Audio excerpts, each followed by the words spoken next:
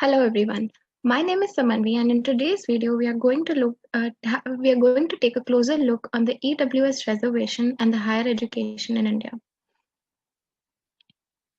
The Constitutional Amendment 103rd Constitutional Amendment Act of 2019 brought in the amendment that 10% of all the government jobs and seats in higher educational institutions in India will now be reserved for the economically weaker sections, that is EWS, within the general category. 25% of increase is must in the seats in higher educational institutions to provide for at least for the 10% reservation provision as per the Amendment Act. Now, while some are hailing the move as a landmark one to improve the access to higher education and job opportunities in India, others are viewing it as a political gimmick. This now let's see which all categories which all higher educational institutions would this act apply to. It would apply to all the higher educational institutions, whether aided or unaided by the state, other than those religious minority institutions which are referred to under Article 30 of the Constitution, and also it would apply to the public employment and recruitment against the teaching and non-teaching positions in the government universities and colleges. Now, the Act has amended Article 15 and Article 16 by adding Clause 6, which allows the states to make a special provision for the advancement of any EWS of general category. Now let's see who shall get this reservation. That means who would fall within the category of who can avail the benefit of this reservation. Now, the very first category would be the persons who are not covered under the scheme of reservation for SCs, that is scheduled castes, scheduled tribes, and other backward classes.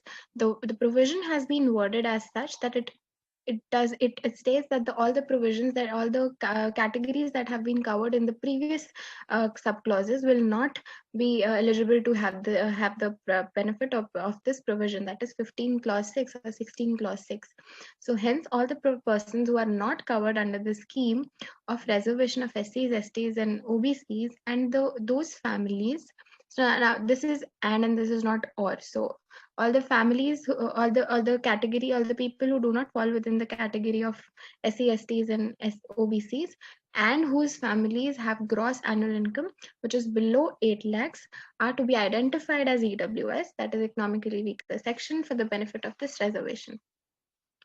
Income shall also include income from all the sources, that is agriculture, salary, business, profession, etc., for the financial year prior to the year of application. So if you're applying for a job or a minority or in an educational institution in the year of 2020, the financial year in which your income would be seen would be 2018 to 2019.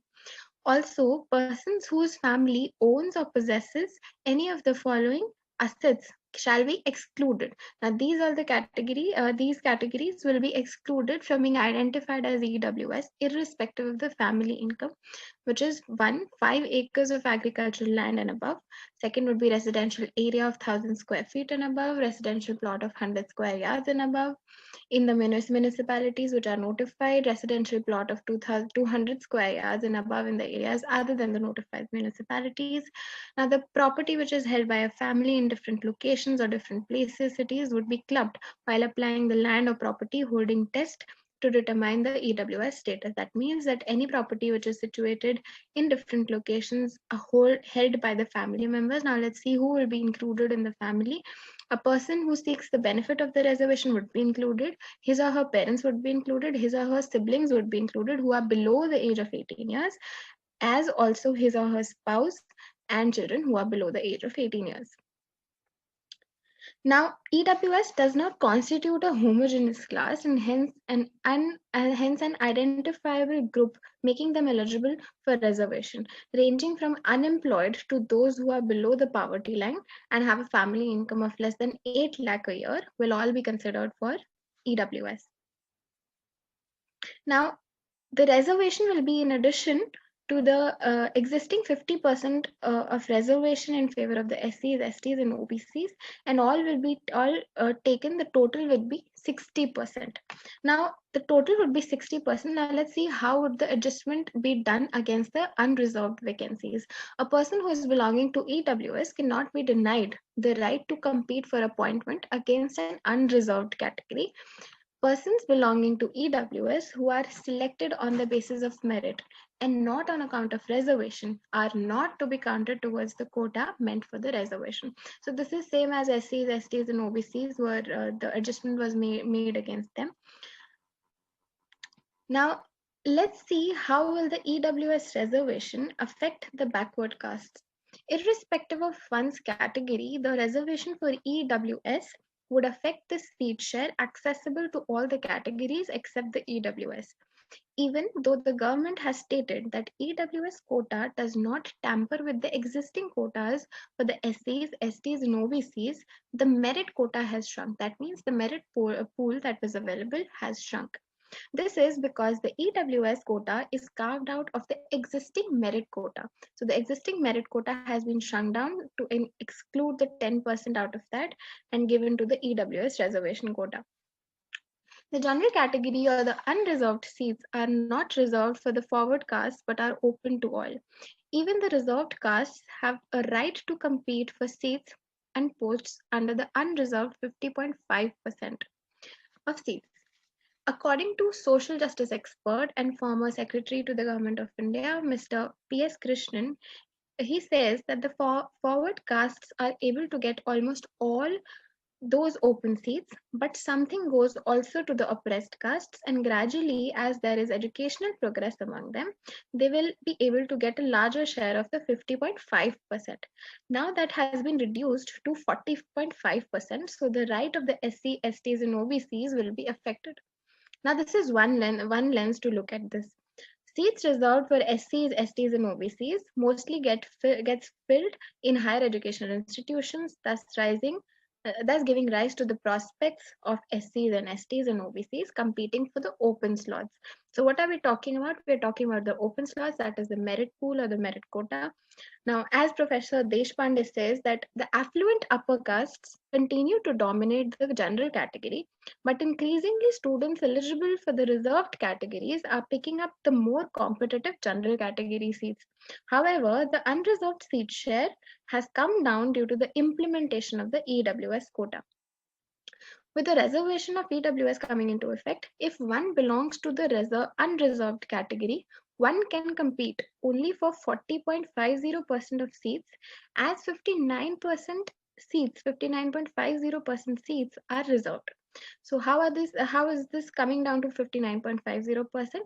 50% was already reserved for the SCs, STs, and OBCs, applying the Indira Sawhney versus Union of India, which said that the reservation to all the socially and educationally backward classes, SCs and STs under Article 15 cannot exceed 50%, hence 50% to them and 10% to the economically weaker sections. That is 50 plus 60 making it 60%, which is 59.50%. Similarly, if STs can compete for 48% of seats, how are we coming down to 48%? 7.5% seats, 7.5% reservation quota seats, and 40.5% merit seats. On the similar lines, SC category candidates can compete for 55% of seats, which is 15% of the reservation quota seats and 40.5% of the merit seats. While OBC category candidates can target 67.5% seats, how 27% of the reservation quota seats and 40.5% of the merit quota seats. Hence, anyone who does not belong to the newly defined EWS category, that is SC, ST, OBC, or the general category, will now have 10% fewer jobs to target at. For example, OBCs who could earlier target 77.5% seats will now be able to see their competitive pool coming down to 67.5%. So all this is being affected by 10%. In fact, the reservation for EWS is being seen as a dilution of caste-based reservations and the beginning of the end of the original rationale of granting reservation as an affirmative action against the oppressive caste system and untouchability. Now, this is good in one sense and bad in the other sense. Now, good in the sense that it is diluting the caste-based system, and hence we are moving ahead of the we had this ad hoc provision of granting the reservation, but we are moving towards granting granting a reservation which is based on the economic criterion. The bad part about this is that it is violative of the judgment or the verdict that Supreme Court had given in 1992 in the judgment of Indra Sawhney versus Union of India, where it said that the classification of socially and educationally backward classes should not be based on the economic criterion solely. Now we'll see what are the challenges to the existing system.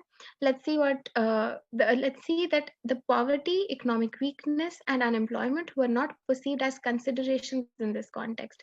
So the Constitution has envisaged reservation as an instrument of removing the imbalance that was created by the exclusion of the SCs, STs, and OBCs in the administration, governance, and access to education by the caste system.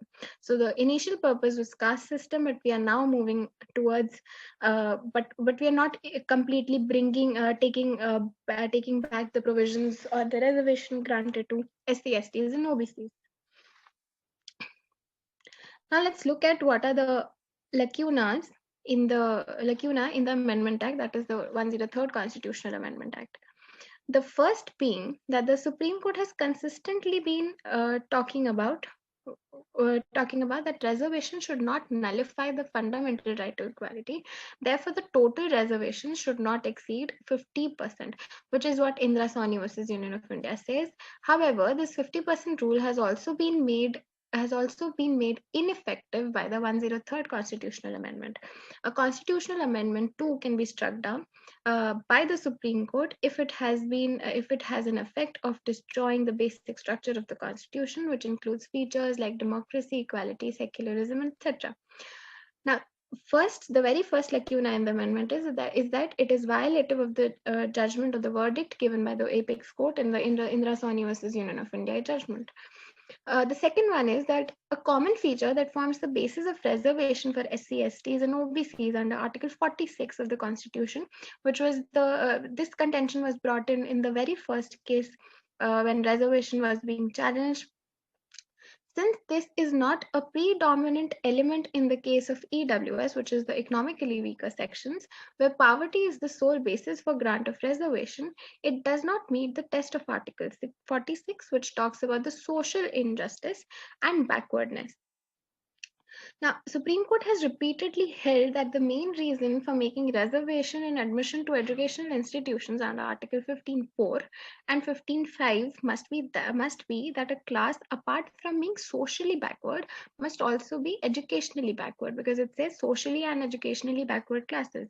Similarly, the compelling reasons for making reservation in public employment under Article 16.4 and 16.4a must be that the class, apart from being backward, is not adequately represented. Now, this is what is a problem with this bill, that the new Article 15.6, providing for the reservation in the educational institutions for EWS, is silent about the key condition of educational backwardness. Also, 16.6, providing for reservation in public employment for EWS, is also silent about the key condition of not adequately being represented in the services under the state. So that means that it is not backed by sufficient figures, and it was just brought in to win the 2019 General Assembly elections. Now, let's see what is the impact of this particular amendment on the higher education sector. As regards its fallout on the higher education system, 25% of the seats have to be increased. Now, if this 25% of seats has to be increased to meet the 10% of reservation provision, there needs to be more funding for it. Now, if there is inadequate funding, what would be adversely affected is the quality of teaching and learning.